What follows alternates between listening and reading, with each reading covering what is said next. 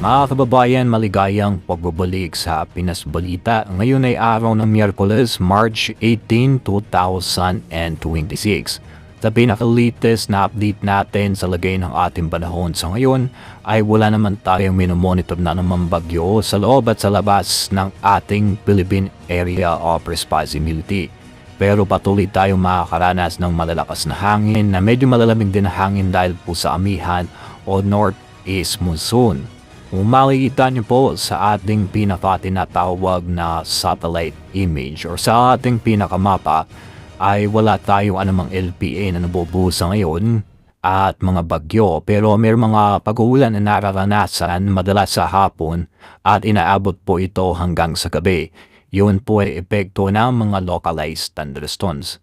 As you can see mga kababayan, kung makikita ho ninyo dito po sa area ng Cagayan Valley, kasama ang Cordillera at Minnesota region, kasama rin ang ilang bahagi ng Aurora, ay patuloy po makakaranas ang mga lugar na yan ng cloudy skies with light rains dahil sa northeast monsoon or hanging amihan. Bagamat ang amihan ay walang significant na impact kapag ito ay sinabayan po ng high pressure ng hangin, ang maidudulot ito ay malalakas sa bugso ng hangin, medyo madalamig at minsan ay nasasamahan po ng mga biglang pag-uulan dahil sa localized thunderstorms.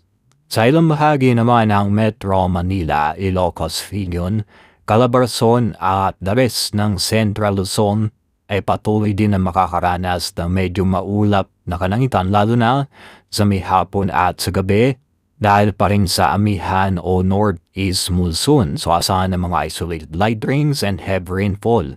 Mag-ingat din yung mga low-lying areas, lalo na sa Metro Manila, lalo na yung mga nasa matatas din na lugar. Kapag meron tayong moderate to heavy rains, iwasan po ang mga labas ng labas. Sa ilang bahagi naman natin masarap hindi ko nabanggit, lalo na dyan sa Luzon, Visayas at Mindanao, may mga banta rin ng mga pag-uulan dahil po sa epekto ng mga localized thunderstorms. Bagamat wala naman tayong malisangan o mainit na hangin na nararamdaman sa ayon, wala bang easterlies, pero mga local thunderstorms ay present at lagi nakabang bandang hapon. So yung mga pag-uulan ay asahan natin sa hapon at sa gabi. Kaya kung lalabas kayo na inyong mga tahanan, yung mga bahay, o ganyan magdala ng payo, jacket, kapote, palaban po sa mga biglang bugso ng mga pag-ulan. At check din natin kung may mga bagyong paparating ba sa mga susunod na 3 hanggang 5 araw sa ating pinaka-advanced weather system. At doon po sa ating tropical cyclone potential, wala tayong nakikita ang panibagong mata ng low pressure area o bagyo na mabubuo hanggang sa matapos po ang buwan ng Marso.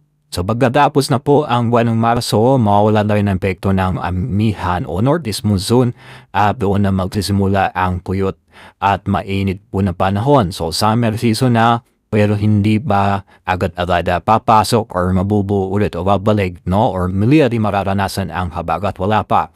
Pagdating pa ng mga June, July, mga Vermas, yan po ang epekto ng habagat. So ngayon, yan po muna ang ating pinaka-latest na weather update sa lagay ng ating panahon. Maraming salamat po